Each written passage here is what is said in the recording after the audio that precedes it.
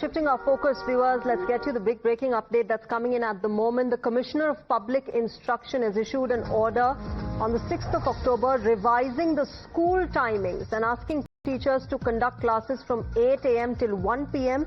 and that they should ensure survey work continues smoothly after 1 p.m.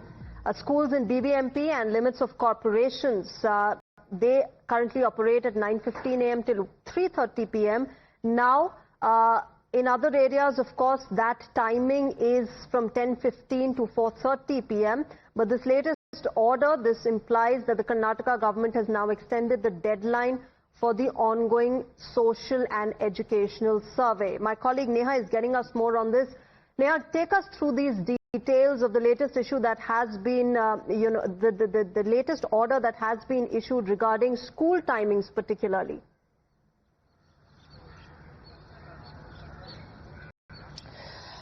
Well, Shreya, for long now there were questions arising about whether the deadline for the socio-economic and development survey or the educational survey would be extended, at least as far as Bengaluru's limits are concerned, given that there have been a host of issues now with the deadline approaching, rather the deadline being today.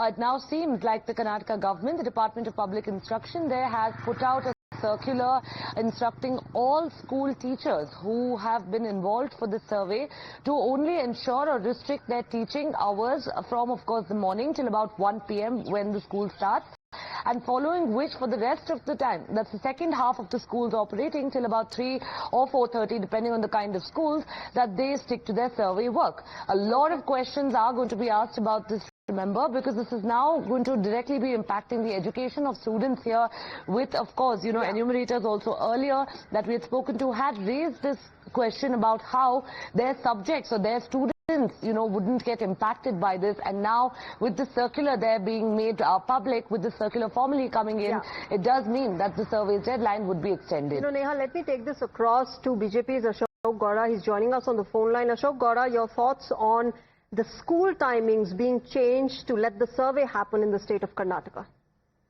See, the school will definitely be affected. The portions have to be completed, and a lot of people are already lacking behind. They have not got uniforms, they have not got shoes, their midday meal scheme is suffering. Everything is suffering at one side.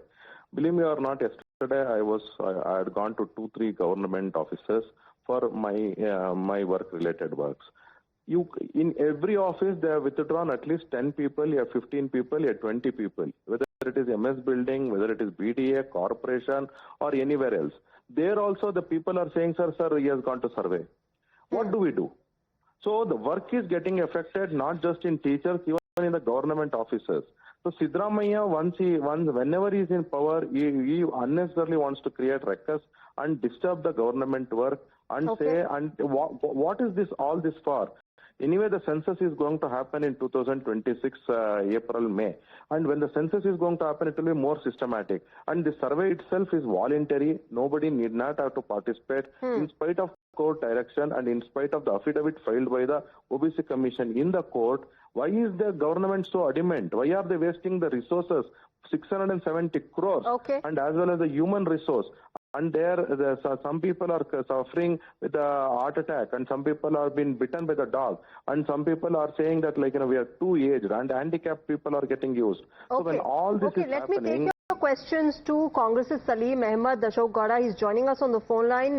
Salim Ahmed, is a survey more important than students' life, students' daily routine, their education?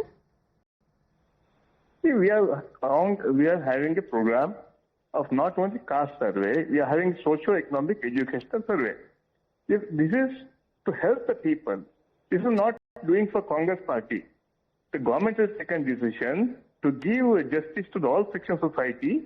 All this has been pending for the last many years. So in that case, we will have a survey. It might be little problem, might be there for 1 or 2 hours, but it's not only for 1 week, not more than 1 week it will be. So what we are doing is, it is a historic. And as per the population, they should get the funds, they should get the problem, they should get the employment. It is not an important thing. Just might be using 2-3 hours extra. It is a cost for the people of Karnataka. It is not for other Congress party. So our commitment is there. In the election manifesto we have promised, we had told that when it comes to cover, come to power in Karnataka, we will implement it definitely. We will give justice to all sections of society. So BJP is not tolerating on this. Every day, the day we started, every day they've been criticizing. Not one single day they've been saying that when Mr. Narendra Modi announced about caste survey, why didn't they react on that one? When Karnataka we are doing, they want to react, we want to oppose. So here's a simple question, Mr. Salim Ahmed. Could the survey have been carried out around the school timings? Why is the school timing being changed for children? Why couldn't the survey be changed according to the education, the school timings? It is said somewhere that we have taken such a big survey. Might be one of small things which have happened. That doesn't mean that we don't know our responsibility. We have know our responsibility. But this is only for 1 week, not more than 1 week from that. I think it was 7th till 7th. I don't know. I think it has been still not.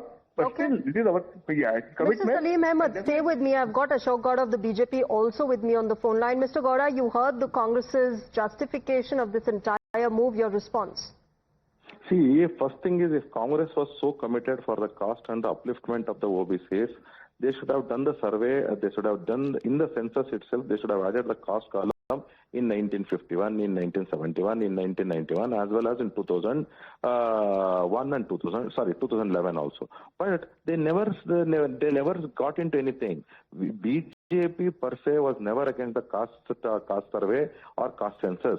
Because in 1996, when the Deve Gowda ji proposed it, and BJP supported it wholeheartedly, and even when we were in power, we wanted to do it, and lot of other people said there is no need to do it. And when we were in opposition, we had very clearly written, L.K. Advani ji, Sushma Swaraj ji, Arun Jaitley ji had very clearly written that please do the in census, please add the caste column. That is part one. Part two is, like now coming to the current scenario in Karnataka, why are we opposing? Because Kantraj Commission did a completely unscientific survey, and that is why we opposed it. Now, the same thing has been repeated even in the Madhusudan Nayak committee report also. They have not even, 60 questions they have asked, completely unscientific. Now, please tell me, what is the more important problem? For example, child marriage. Child marriage is more important, or divorce is more important? You come to the statistics in Karnataka. There are more than they are saying in Bangalore itself 5.8% is the divorce rate,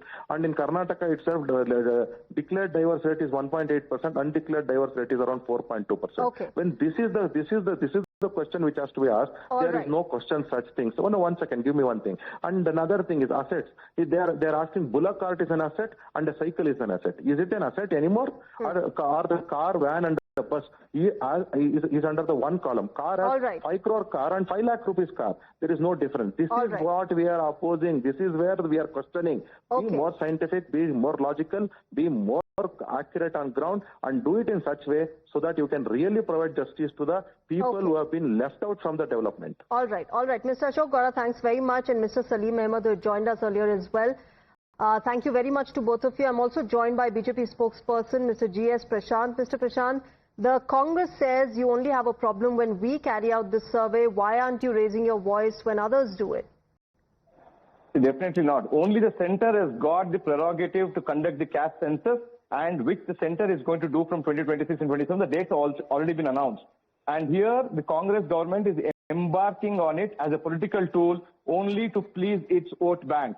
And now look at the future of Viksit Bharat is the children. The children studying now will be adults then, and they will be the ones who will be leading the country in 2047. And you're not even giving them proper education. You're cutting short their classes and ensuring that the teachers would work overtime to conduct your caste survey, which you want it in record time to be completed without any proper measures being taken. The health of the teachers is not being considered, and the enumerators are also on strike, protesting that basic amenities is not being given to them. So why is Siddaramaiah in such a hurry? Is the November revolution happening? Because Siddaramaiah seems to be in a hurry to ensure that whether children get lessons in the school or not, he wants the teachers out of the school and on the streets asking questions about how many wristwatches they own and the assets they own. Why is Siddaramaiah in a hurry? Is he going to give up the chair? That is what Congress has to answer. All right. Mr. G.S. Prashant, thanks very much for joining us and sharing your perspective. Viewers, we'll keep getting you details of this. Right now, let's move on.